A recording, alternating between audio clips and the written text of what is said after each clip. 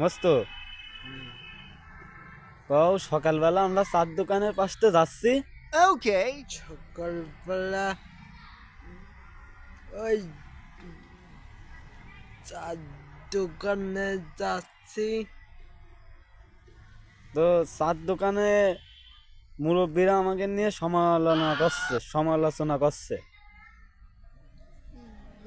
বলা মার্কেট ঝামেলা করছে। তো করবে না কেন? করবে না কেন?